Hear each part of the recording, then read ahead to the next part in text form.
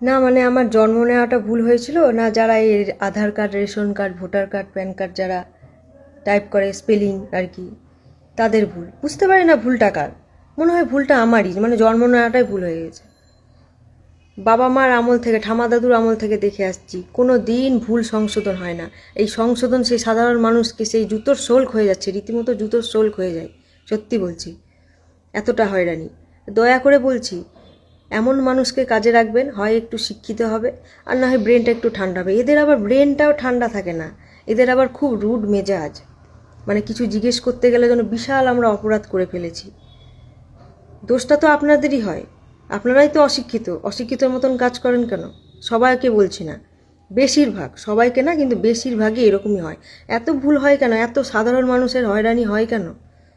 কাজ ভালো করে করতে পারেন না। একে তো রুড ব্যবহার, কথাবার্তার মধ্যে কোনো সংযত নেই, কিছু নেই, যাচ্ছে দেখ এত মানে জুতোর শোল্ক হয়ে যাচ্ছে এই সব ঠিক করতে করতে।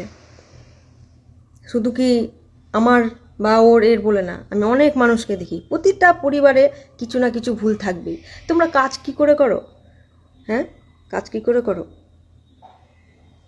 লোকের সাথে খারাপ ব্যবহার তো খুব ভালো করে করতে পারো, কিন্তু কাজ ঠিক মতো করতে পারো না।